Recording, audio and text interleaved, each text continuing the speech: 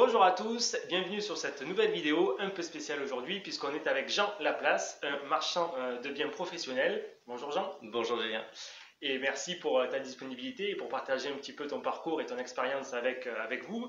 Parce qu'en tant qu'investisseur, je pense qu'il est très intéressant et très important de maîtriser les ficelles du métier de marchand de biens parce qu'un jour ou l'autre, vous serez amené certainement à arrêter les investissements purement locatifs pour faire une ou deux opérations de marchand de biens, donc d'achat-revente. Et c'est pour ça que j'ai pris contact avec Jean pour comprendre un peu les ficelles de ce métier et voir comment travailler, qu'est-ce qu'il était possible de faire. Donc, Jean, si ça te va, je vais te présenter rapidement et puis après, je te laisse aussi te représenter si j'ai oublié des petits points parce que tu as un parcours quand même qui est assez atypique. Ouais.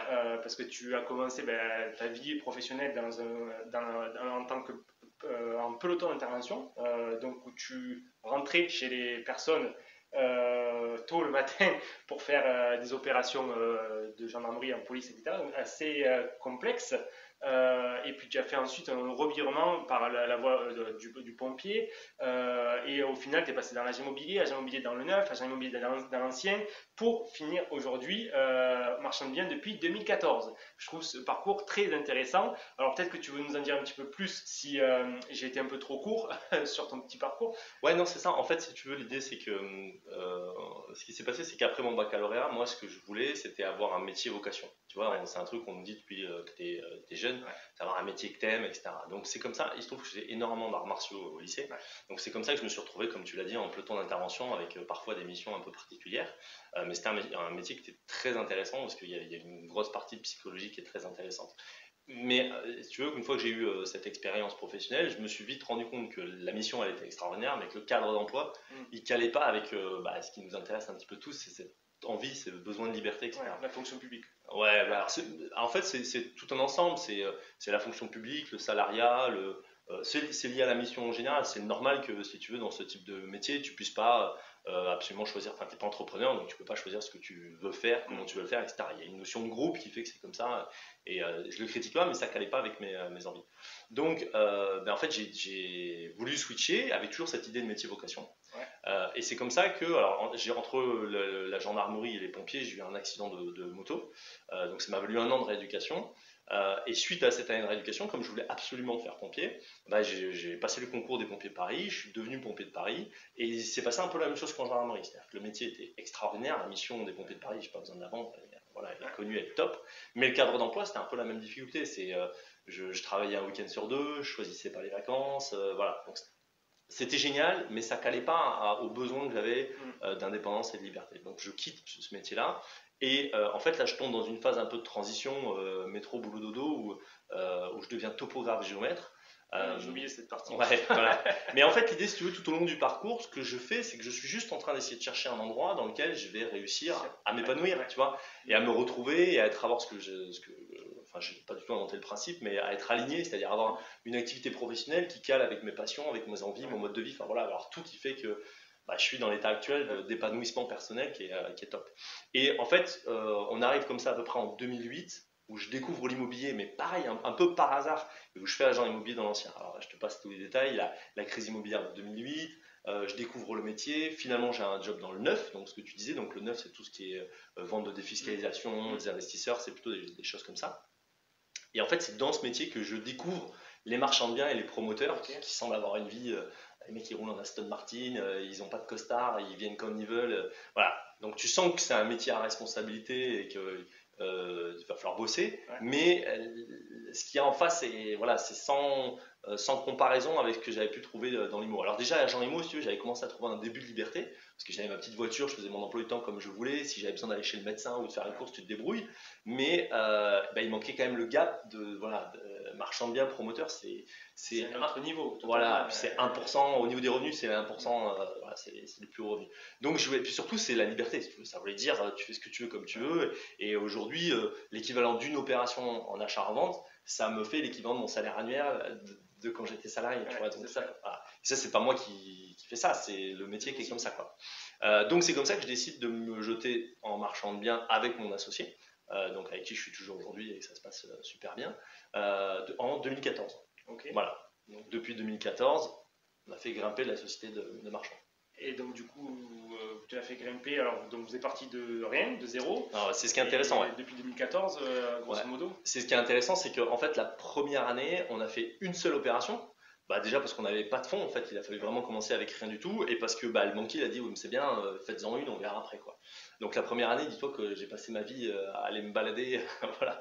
À l'époque, j'avais commencé à jouer au golf et je passais l'année à faire que ça, mais c'est pas parce que j'avais une vie de rêve, c'est que je ne pouvais rien faire d'autre, j'avais qu'une opération et voilà, c'était comme ça quoi. Parce que moi, si tu veux, ma priorité à ce moment-là, c'est ce dont j'avais vraiment ma première vision, tu vois, la notion de vision, je suis assez attaché, c'est que je voulais être indépendant financièrement, tu vois, je voulais sortir du salariat. J'avais une boîte, c'était super sympa, mon patron, je le vois toujours et tout, c'est chouette, mais j'avais besoin de cette liberté-là. Et quel qu'en soit le prix, il fallait que je quitte ça. Et donc c'est pour ça, en créant ma société, j'avais gagné ça. Mais par contre, il n'y avait pas forcément les revenus qui allaient avec tout de suite.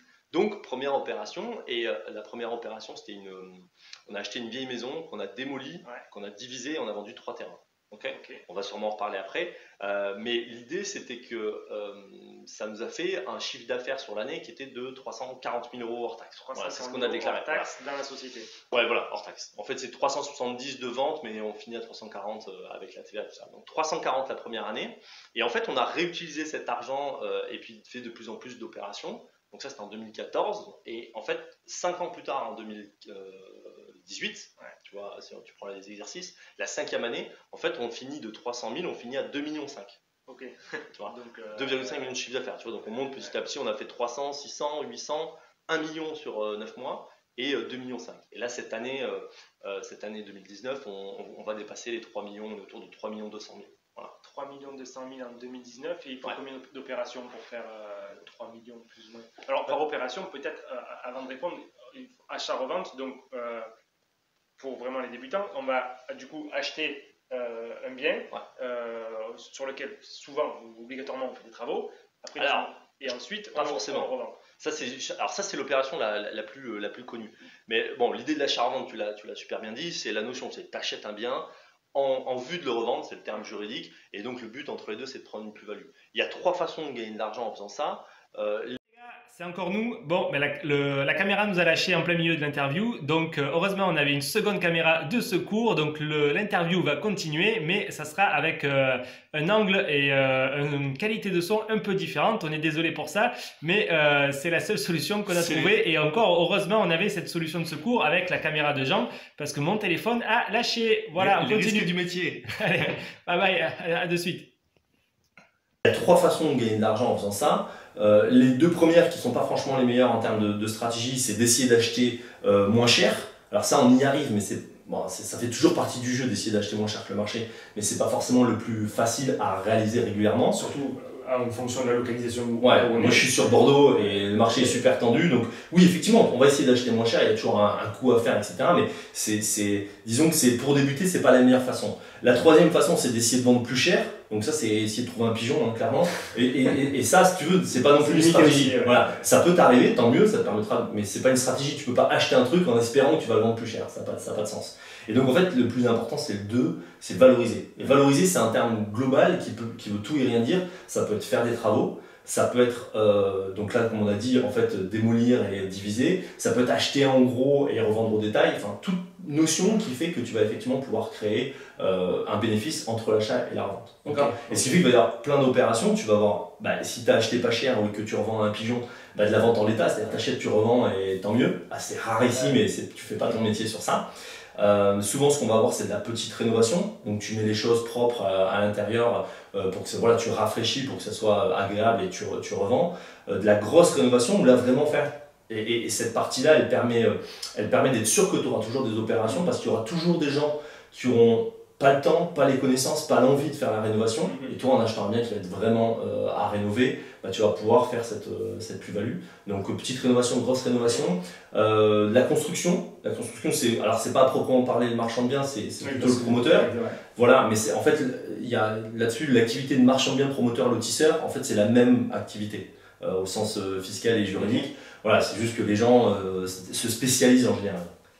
Alors l'activité de promoteur sur les petites constructions de maisons individuelles, c'est aussi très intéressant. On a le même niveau de marge brute, mais la difficulté, c'est pas conseillé pour commencer parce qu'elle dure 2 fois plus longtemps. Ouais. Donc comme elle dure 2 fois plus longtemps, en fait, ta rentabilité annuelle, elle est divisée par 2. Ouais. Voilà, tu vois, je simplifie un peu, mais c'est ça l'idée.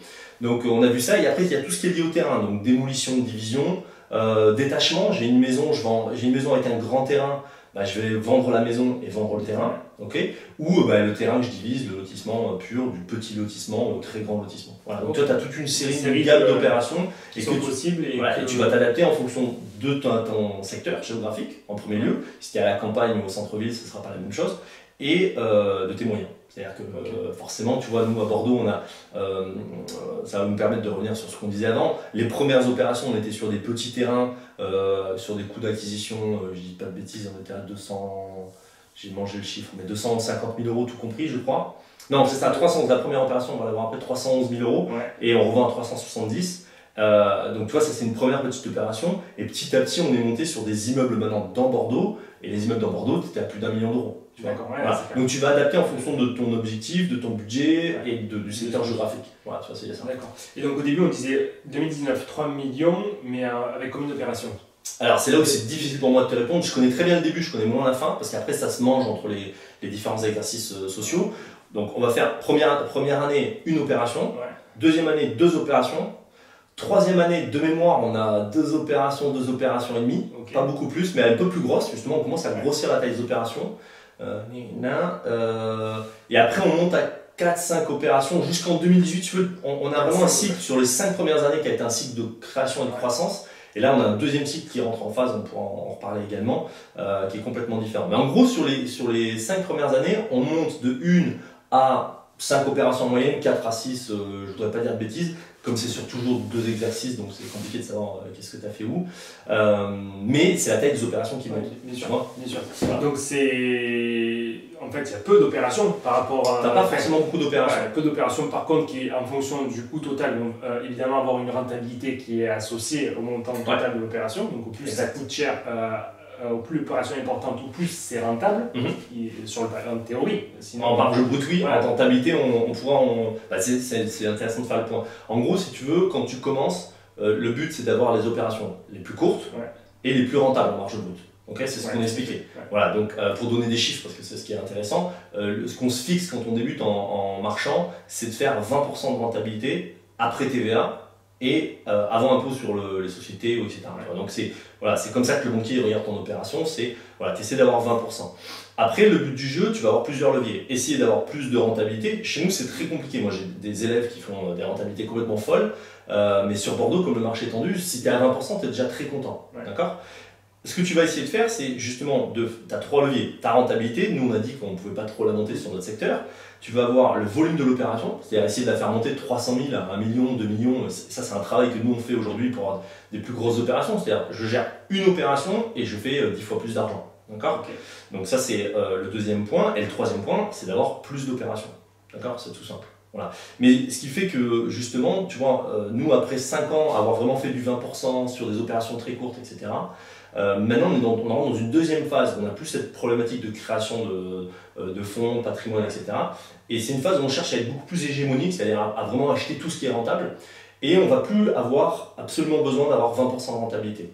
On va essayer de prendre toutes les opérations qui sont, dont on est sûr qu'elles seront rentables.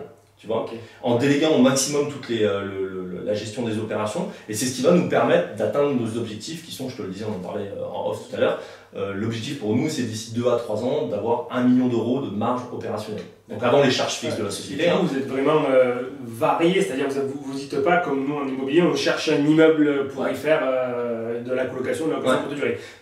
Vous cherchez la bonne affaire, l'opportunité, et vous étudiez tout ce qui se présente en fait. Exactement. Alors comme je te disais au début, en fait il y a une espèce de filtre qui est lié à la durée des opérations.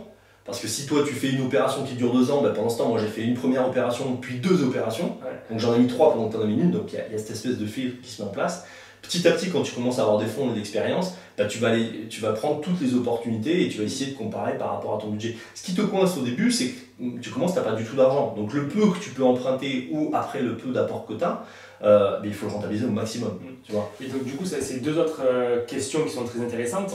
En termes de processus et d'étapes, plus ou moins, c'est un peu la même chose qu'un investissement immobilier, c'est-à-dire qu'il faut trouver le terrain, faire déchiffrer les travaux, faire les calculs, peut-être avoir un peu ta vision sur ça. Et autre aspect, le financement. Est-ce que c'est un peu comme les investissements aussi, est-ce qu'on arrive à faire financer en totalité par la banque pour ne pas mettre d'argent de sa poche, ou est-ce que mine de rien, à un moment donné, il faut quand même mettre un peu d'apport sur le truc. Alors, pour la première question, je suis super décevant sur cette question-là parce qu'à chaque fois, les gens espèrent que on va découvrir un secret. Mais justement, le secret pour trouver la bonne opération, c'est le même que pour ta résidence principale ou pour un investissement locatif. Et je fais exprès de prendre la résidence principale parce que quand si tu prends quelqu'un le dimanche midi et que tu lui dis non mais toi t'es pas capable de trouver ta résidence principale, ben, il va sauter de sa chaise, il va te dire tout de suite ah non mais qu'est-ce que tu dis, pourquoi moi j'y arriverai pas, etc.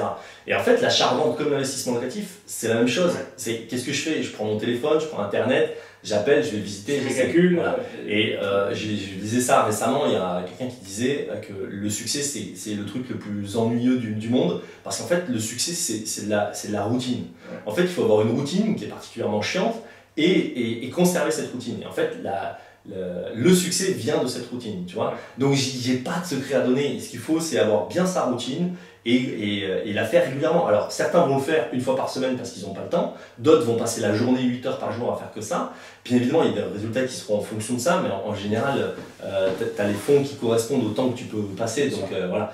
Et en fait c'est comme ta résidence principale, quand tu veux chercher ta résidence principale, bah, tu fais ça le midi, tu fais ça le soir, tu fais ça une fois par semaine le samedi, tu vois, chacun a son rythme, mais ça t'empêche pas d'y arriver. Tu vois. Et sur l'investissement locatif et l'achat-revente, ça va être la même chose. Et après, c'est la même chose, c'est d'abord la recherche, ensuite la validation. Alors la phase de validation, là, je ne peux pas te le détailler dans la vidéo parce que sinon on va faire 3h30. Tu vois. On va voir toutes les conditions administratives et techniques et financières qui permettent de déterminer quel type de bien on veut avoir. Voilà, une grosse différence du coup que je comprends, c'est nous on a la partie travaux, devis, mais toi tu as surtout la partie administrative. Mais pas forcément, regarde, ça dépend des opérations. Nous, il y a plus de possibilités d'opérations, donc forcément, tu peux avoir plus de possibilités de demandes administratives, d'autorisation, etc. Mais si on reste sur le même type de situation, toi tu fais un immeuble, moi je fais un immeuble, et bien dans cette configuration-là, je vais avoir comme toi, tu vois, je vais avoir les devis de travaux. Voilà. Après, il y a des spécificités si tu commences à diviser, c'est-à-dire si tu divises l'immeuble, il faut créer la copropriété. Mais ça je suis attaché à ça, c'est un point important, toute la vision que j'ai eue de ça dès le début, c'est de me dire, moi si un jour je veux faire 10 millions d'euros de chiffre d'affaires, je ne vais pas avoir la capacité d'aller gérer mes travaux, je vais devoir les faire moi-même, tu vois, c'est trop d'opérations, trop de choses.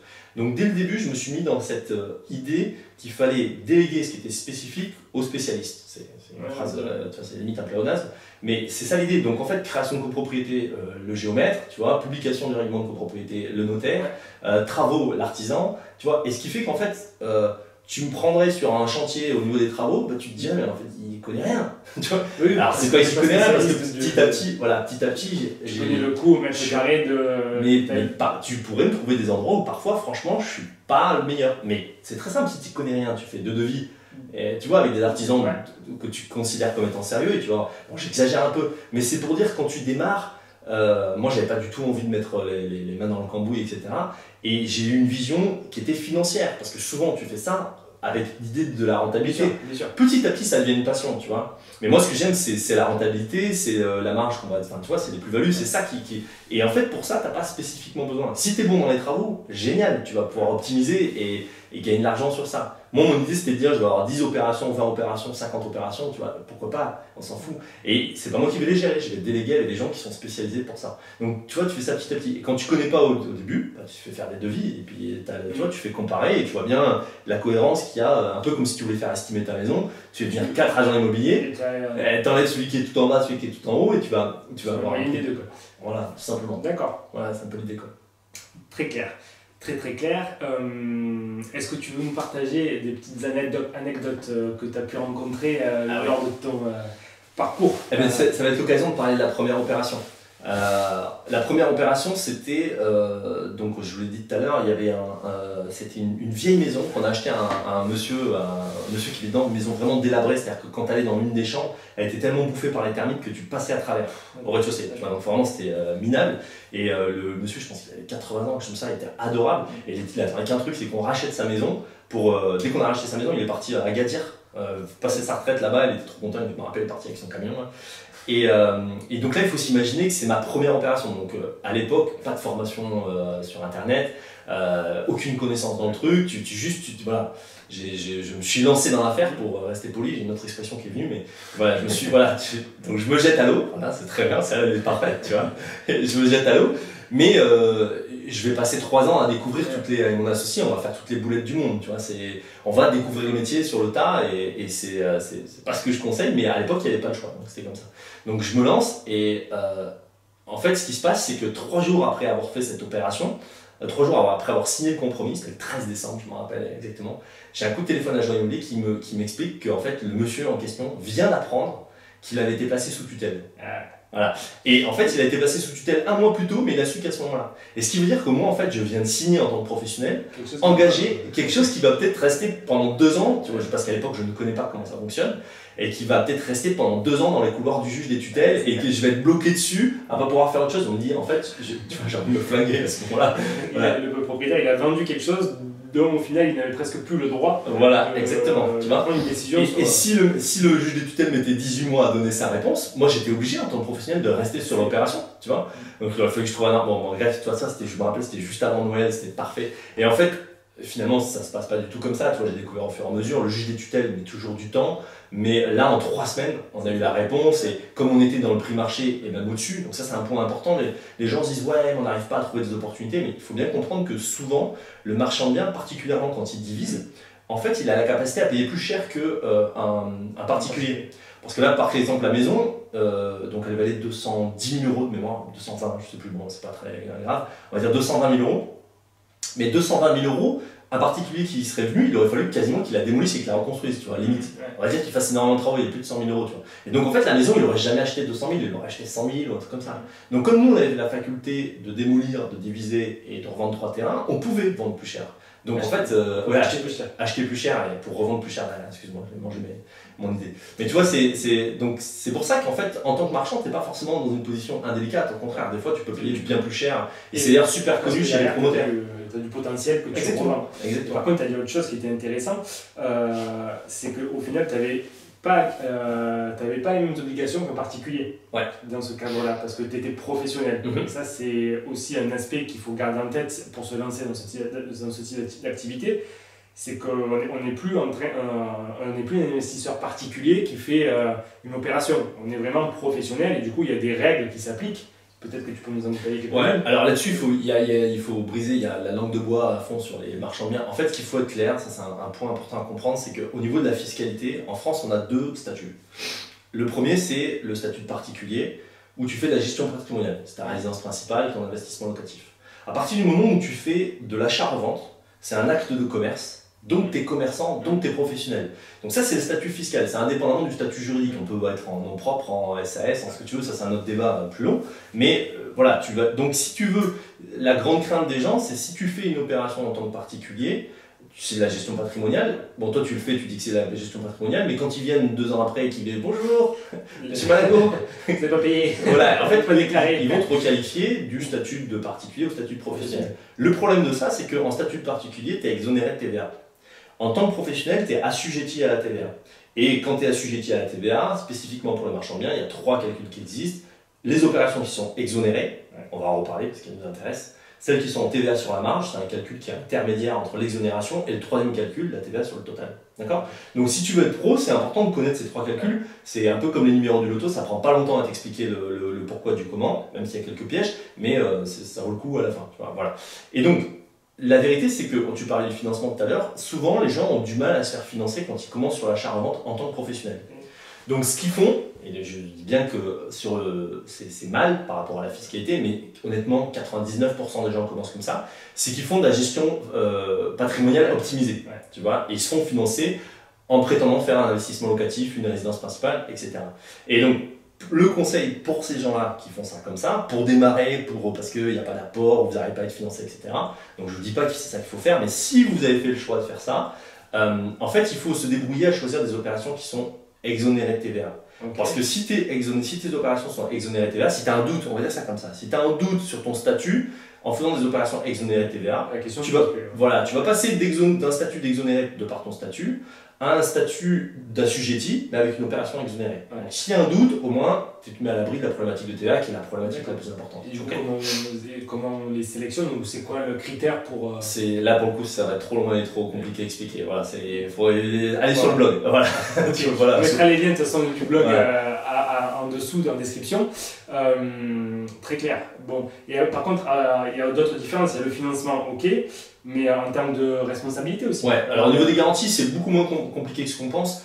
L'idée, c'est du bon sens. C'est qu'en tant que professionnel, c'est l'article 1642 du Code civil de mémoire, tu as une obligation par rapport à la destination de ce que tu vends. C'est-à-dire que, tu vois, comme quand tu vends une machine à laver, il faut qu'elle fasse machine à laver, tu vois, il faut qu'elle fonctionne. Ben, nous, on vend une maison d'habitation, il faut qu'elle fonctionne également. Donc régulièrement, s'il y a quelque chose qui se met à dysfonctionner juste après l'avoir vendu, eh ben, en fait, tu serais pris pour responsable. Ça, il faut en tenir compte, c'est important, mais il ne faut pas en faire toute une montagne parce qu'en fait, c'est assez logique. Il y a ce que j'appelle les grosses boulettes et les petites boulettes. Les grosses boulettes, c'est quand tu as un problème sur le gros œuvre, la toiture, etc. Et ça, il faut faire preuve de bon sens. La maison, si elle est là depuis moins de 10 ans, déjà elle est assurée. Plus de 10 ans, tu vois bien qu'elle tient, etc. Et tu vas rapidement te rendre compte s'il y a une problématique sur... D'ailleurs, quand tu achètes ta résidence principale, tu peux pas venir un expert alors qu'il y a la même problématique Oui. Voilà, donc en fait, ça, c'est du bon sens. La toiture, c'est la même chose. Tu vas jeter un œil sur la toiture, dans les combles. Si toi, tu n'es pas capable de juger, parce qu'il y a des gens qui ne sont pas dans cette situation, voilà, bah, tu fais appel tu fais venir un diagnostiqueur, tu fais venir un charpentier, tu lui demandes son avis, bah, je voudrais faire un devis, est-ce qu'il y a besoin de ça? Il se fera un plaisir de te dire s'il y a un truc à faire ou pas. Donc ça, c'est pour les grosses boulettes. Les petites boulettes, c'est quoi? C'est le cumulus qui tombe en panne, la chaudière qui tombe en panne. Tu vois, c'est des choses comme ça, il n'y a jamais beaucoup plus. Et en fait, l'idée, c'est que, bah, on va prendre l'exemple, c'est un super exemple, l'exemple de la première opération, 311 000 € de frais complètement désoptimisé. Entre autres, il y avait de la démolition, je dis, ça m'a marqué, on a payé 25 000 € de démolition. Sur l'opération numéro 2, qui était la maison juste à côté, donc un concours de circonstances qui a fait qu'on a fait l'opération juste à côté, on a payé 10 000 € pour un truc un peu plus petit. Ce qui veut dire qu'en gros, on aurait dû payer 15 000 € au lieu de 25 000. Tu vois, donc c'est une opération complètement désoptimisée. 311 000 à l'entrée, 370 à la fin, ça faisait de mémoire, il y avait 59, on va dire 60 000 € de marge, c'est 20% sur les, tu vois, sur ce qu'on a dit. Donc si tu veux, sur 60 000 €, bon là déjà sur un terrain, j'ai pas de problème de cumulus qui tombe en panne ou je sais pas quoi, mais s'il y avait eu, allez, 1000, 2000, au pire 5 000 € parce que vraiment t'as pas de bol, tu tombes sur un truc qui te coûte 5 000 €, bon déjà tu vas pas l'avoir sur toutes les opérations, et en fait, qu'importe, tu as pris 55 000 au passage, et voilà. Donc je pense qu'il faut faire attention à ça. C'est-à-dire, c'est souvent les petits jeunes, là, dans mes élèves, c'est les petits jeunes, ils sont à fond, ils font pas gaffe, machin. Et les anciens, c'est l'inverse, en fait. Ils sont tellement figés que finalement, ils passent pas à l'action. Donc, il faut trouver le juste milieu entre ces profils un peu clichés. Et l'idée, c'est de dire, ok, il peut y avoir ça ou ça, mais c'est provisionnable, quoi. Tu vois, de manière générale. Et puis les points sont nettement les mêmes, comme tu dis, dans une vente de résidence principale, en fait. Ouais, c'est ça. Il n'y a pas... Peut-être que les règles sont différentes, mais les points, les critères et les événements qui peuvent se passer sont les mêmes. Ça, tu vas avoir la même idée, et tu n'as pas du tout, même s'il y a la garantie sur les vices cachés dans la résidence principale, tu n'as pas envie de faire un procès à ton vendeur 6 mois après avoir acheté ta résidence principale. Donc finalement, c'est pour ça que je fais l'analogie de la résidence principale, parce que c'est la même logique. C'est juste qu'on va être plus attentif, on va faire plus attention, mieux provisionner, mais il n'y a pas de souci. Les délais de rétractation aussi. Vous pouvez pas. Alors, si tu achètes. Voilà, non, mais ça, c'est pas lié à l'achat-revente, c'est à partir du moment où tu achètes sous une forme de personne morale et professionnelle. Ouais. Tu vois, c'est pareil, l'investissement locatif, si tu prends une SCI, elle va pas avoir la loi Scribner, non, c'est pas Scribner, pour ça, c'est la SRU. Elle va pas avoir le délai de rétractation, et là, c'est la même chose parce que c'est un professionnel qui achète. Voilà. D'accord. Et donc, tout ça, ça se fait en société? Alors, ça dépend. Alors, sur le principe, oui. C'est ce qui est conseillé à partir du moment où tu fais de l'achat-revente en professionnel. Pour ceux qui feront le choix de partir, de se faire financer en particulier, etc., ce que je ne te conseille pas de faire, mais que ça permet de démarrer quand on a rien, en tout cas c'est le constat de beaucoup de gens, là effectivement tu as un statut particulier. Donc tu vas... pas professionnel, mais quand la personne... De toute façon, achat-revente c'est professionnel. Ouais, mais du coup quand tu... veut vraiment officialiser les choses et que tu arrêtes de faire du patrimonial, etc., tu fais ça par exemple. Nous, c'est SAS. Non, nous, c'est une SAS. La SCI, c'est une société civile, donc encore une fois, en tant que professionnel, elle n'a pas vocation à avoir une activité commerciale. Ça, on le voit même en investissement locatif. Mais l'idée, c'est en général, c'est SAS qui est le plus utilisé. D'accord. Est-ce que du coup, tu as d'autres anecdotes ou des erreurs peut-être à partager?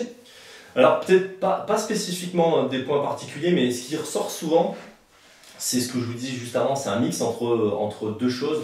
C'est qu'il faut, à la fois, la première erreur, c'est de ne pas passer à l'action. C'est tout bête, mais dans cette idée d'achat-revente, on imagine souvent des trucs, des immeubles à 1 million, etc. Il faut bien comprendre que l'achat-revente comme investissement locatif, il y a des opérations à faire dans toutes les gammes. Et le plus important, c'est de passer à l'action avec une première opération à votre portée. Et ça, pour le coup, si, j'ai une anecdote, ça tombe super bien. Quand j'étais justement dans l'immobilier neuf, tu vois, il y avait des soirées avec les fameux promoteurs, marchands de biens, etc. Donc tu vois, c'était des soirées où on nous rinçait, j'ai jamais bu autant de champagne, c'était champagne au petit four, tu vois, ils étaient malins. Le but, c'était qu'on vende leur appartement. Et moi, je posais une question, la question que tout le monde posait, c'est ah ouais, tu gagnes combien, parce que tout le monde veut savoir combien il gagne. Okay. Mais en fait, ça sert à rien de savoir combien Julien il gagne, combien Jean il gagne, ça t'amène rien. Ce que j'ai demandé, moi, c'était mais comment vous avez commencé en fait, tu vois. Et quand je leur demandais ça, ils avaient tous la même réponse. En fait, ils avaient tous. Alors, je parle pas des héritiers et tout ça, ça nous intéresse pas. On parle des gens qui ont démarré avec rien, voilà, qui ont démarré avec rien. Tant mieux pour les autres, mais c'est pas notre sujet, c'est pas ce qui va nous intéresser. Et ceux qui démarraient avec rien, ils ont tous commencé avec une première petite opération. Tu vois, et c'est bête à dire, mais ça fait toute la différence. C'est juste qu'ils sont passés à l'action. Donc ça, c'est le premier point. Et le deuxième point, en fait, c'est que quand on commence à se lancer, il se peut que, justement, on se met dans sa routine, comme on n'a pas les bons réflexes, il peut y avoir une frustration parce qu'on ne trouve pas tout de suite une opération. Alors clairement, moi, dans mes élèves, ils viennent tous avec la peur de ne pas trouver une opération. Et très rapidement, ils n'ont pas de problème, ils ont plein d'opportunités. Et en fait, c'est que des questions techniques derrière. Tu vois. Donc dès que tu as mis la bonne routine en place, ça vient. Mais quand tu as cette frustration, ce qui se passe, c'est que le mauvais réflexe qu'on peut avoir, c'est de manquer d'exigence. C'est de dire, ok, ça va passer. Et ça, c'est le pire. C'est valable dans tous les investissements locatifs, mais là, tu paies encore plus direct truc. Donc, il faut vraiment, moi, ce que je donne, c'est la stratégie PRES, tu vois. C'est un petit truc. C'est il faut être patient. Donc, c'est vraiment l'idée d'avoir cette routine, etc. 2, il faut être réactif. Réactif, c'est pas forcément d'être rapide, parce qu'on l'a vu comme pour la résidence principale. Tu vois, tu peux faire ça toutes les semaines, etc. Mais réactif, c'est d'avoir une cohérence dans tes actions. C'est-à-dire, tu appelles un agent immobilier, il faut le rappeler, lui répondre, lui expliquer. Tu vois, c'est plutôt dans l'idée de la réaction. Quoi. Voilà. PRE, c'est exigeant, donc c'est ce que je voulais te dire principalement. C'est d'avoir une honnêteté intellectuelle, de dire, ok, j'ai prévu de revendre ce studio 70 000 €. Est-ce que je suis convaincu que 70 000 €, il va partir et sans problème? Tant mieux si je le vends sur le 90, on va essayer de le vendre 90. Mais il faut être sûr qu'à 70, il part quoi qu'il se passe. Et que derrière l'opération soit rentable, exactement. À 1% minimum. Quoi. Voilà, exactement. Après, si tu veux, tu feras 15, tu feras 10, tu feras ce que tu voudras. Moi, je te conseille 20 pour démarrer, ça c'est clair. Et le dernier, c'est le S comme simple. En fait, simple parce que dès que vous commencez à partir dans des opérations avec 14 permis, il faudrait arriver à ce que ça fasse ça, puis ça, puis ça, puis ça. En fait, dès que tu dis, attends, si j'arrive à gratter un peu sur ça, puis vendre un petit peu plus sur ça, etc., ben, c'est pas simple, c'est pas évident. Et l'expérience nous a montré que là où on fait le plus d'argent, les plus belles rentabilités, c'était des opérations super simples. Et c'est des opérations où presque tu as le moins travaillé, tu vois. Donc c'est frustrant parce que tu sais que le travail amène le résultat. Et en fait, non, parce que le truc, c'est que ton travail, tu ne l'as pas fait spécifiquement avec cette opération, tu l'as fait en amont avec ta routine. Et c'est ta routine qui a fait sortir cette opportunité. Donc ça nous arrive souvent, en interne avec mon associé, on appelle ça chercher les pourcents. Quand on commence à chercher les pourcents sur une opération, tu vois, c'est pas bon. C'est pas bon. Donc il faut vraiment avoir cette exigence, cette patience, tu vois, tout est lié, tout tourne ensemble, qui fait qu'à un moment donné, ben, l'opération, elle va se présenter, elle va être propre, elle va être viable, et là, en fond, il n'y a pas de problème, tu vois. Très clair, voilà. Très clair. Impeccable. Et en termes d'erreurs vraiment à éviter, ça c'était du coup. Ouais, non, il y en a pas. Alors, si, il y en a sur ce qu'on vient de dire, c'est que si vraiment tu veux partir sur l'achat-revente, si vraiment tu veux t'y intéresser en dehors de faire de la gestion patrimoniale juste vite fait comme ça sur ta résidence principale, en gros, ce qui se passe, donc, encore une fois, je ne vous incite pas à le faire, je vous explique ce qui se passe, hein, c'est toute la nuance. C'est que souvent les gens ils font un achat sur leur résidence principale qui est un petit peu optimisé, etc. Ça c'est bien, mais rapidement quand vous allez y goûter, vous allez vous rendre compte que c'est un peu dommage de faire qu'une opération. C'est bien de passer à 2, à 3, etc. Et il faudra forcément passer en professionnel, et de toute façon c'est la seule bonne façon de faire les choses. Et donc l'erreur à ne pas faire, c'est de sous-estimer cette problématique de TVA. C'est-à-dire que les gens sont toujours en train de penser aux problématiques classiques de l'immobilier, qui est trouver une opération, me faire financer, c'est quoi le bon coup que je dois faire, dis-moi, je dois faire plutôt des immeubles, plutôt des trucs, tu vois.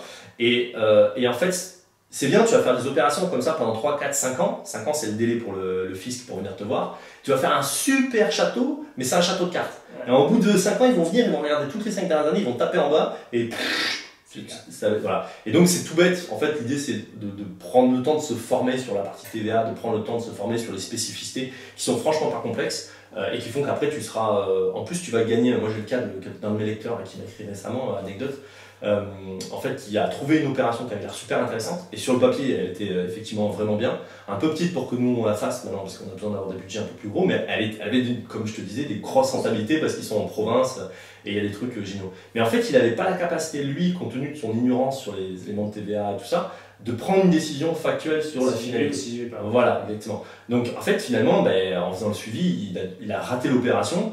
Et il a décidé de se former, tu vois. Et c'est vrai que voilà, le point important, c'est de ne pas faire l'erreur de sous-estimer ça, qui serait, enfin, c'est le moyen de prendre une grosse claque en retour, quoi. D'accord. Voilà. D'accord.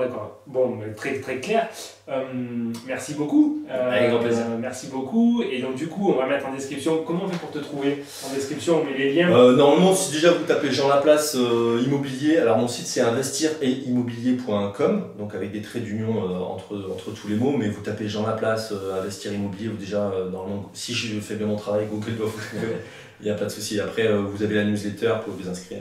Et du coup, si tu as dit plusieurs fois que tu avais des élèves, donc du coup, tu as monté une formation pour apprendre à devenir.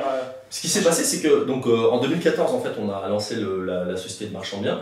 Et en fait, l'année suivante, moi, j'ai créé un blog parce que j'avais envie de partager mon expérience. Je me suis rendu compte qu'il n'y avait rien sur les marchands bien, il n'y avait rien sur l'achat-revente. Et j'ai créé un blog un peu comme ça, en partageant mes trucs. Et petit à petit, il y a une communauté qui s'est créée. Et au bout d'un moment, cette communauté, elle me posait tellement de questions qu'elle m'a dit ça serait bien que tu en fasses une formation. Donc, en bon entrepreneur que je suis, je me suis dit, c'est pas mal. Et en fait, on revient à cette histoire d'alignement que j'avais au début. Ce que je trouve génial dans ce projet, ce qui me plaît énormément dans ce projet, c'est que ça me permet d'apporter beaucoup de valeur aux gens qui veulent commencer. Et en fait, j'ai l'impression ça me fait du bien, c'est une thérapie, parce que j'ai l'impression de parler au bonhomme que j'étais en 2014, qui franchement, restons polis, toujours pareil, a eu très froid dans le dos. A eu très froid dans le dos parce que j'avais pas du tout les informations pour faire mes opérations. Et là, l'idée, c'est ça, c'est que c'est un raccourci qui te permet d'avoir tout de suite toutes les informations. Il y a un club privé qui fait que tu peux être en contact direct avec moi. Donc, tu as un marchand qui fait plusieurs millions d'euros par an, qui a plus de 5 ans d'expérience et qui fait que tu vas avoir... Tu vois, donc c'est comme l'investissement locatif. Donc ça te permet d'avoir tout de suite. Et ça me permet à la fois d'apporter de la valeur, à la fois de combattre un peu cette névrose de mes débuts. Et donc tout est aligné. Et puis en fait, ça par contre, je ne l'avais pas du tout prévu, c'est que ça a créé une communauté de gens hyper motivés avec un leitmotiv de liberté qui est, c'est génial. Donc ça me prend beaucoup plus de temps que ce que ça n'est rentable, tu vois, mais ça amène beaucoup plus de plaisir humain.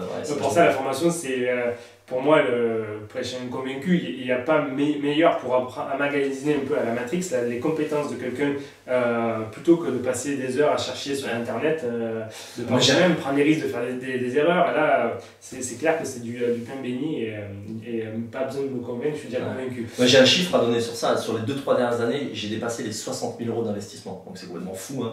Mais entre toutes les formations que j'ai faites et les rassemblements d'entrepreneurs, etc., mais j'ai gagné peut-être. Quand je vois, vous avez vu mon histoire, entre mes 20 et mes 30 ans, le trajet que j'ai fait et comment j'ai galéré à trouver ma voie, à savoir faire, etc. Et quand je vois les 5 dernières années, le niveau d'épanouissement que j'ai pu développer, que ce soit financièrement, professionnellement dans ce que je fais ou personnellement dans comment je me retrouve et comment je suis aligné. Et tout ça, c'est grâce à ces formations qui m'ont fait un shortcut, un raccourci, tu vois, comme disent les Anglais, un gros raccourci qui fait que j'ai pas passé à 10 ans à trouver le truc, quoi. À chaque fois que je veux me lancer dans quelque chose, je prends le meilleur du domaine, je vais me former et voilà. Donc achat-revente, Jean Laplace. Voilà, merci beaucoup. Mais écoute, avec grand plaisir. Donc on va mettre les liens en description pour retrouver le blog et te retrouver aussi sur Instagram. Jean Laplace. Et puis moi je vous invite à vous abonner à cette chaîne pour découvrir de futurs témoignages et toujours garder des pépites immobilières pour vos investissements locatifs, maximiser le cash flow avec le minimum d'investissement. À très bientôt, abonnez-vous et vous avez en description aussi des PDF qui vont vous aider à calculer la rentabilité d'un bien, être sûr de faire une bonne affaire, budgétiser les travaux, tout ça c'est gratuit. Alors abonnez-vous et n'hésitez pas. À plus les amis. Bye bye. Top. Bravo. C'est cool. Ça t'a plu? Ouais, écoute, parfait. J'espère que ça a bien marché.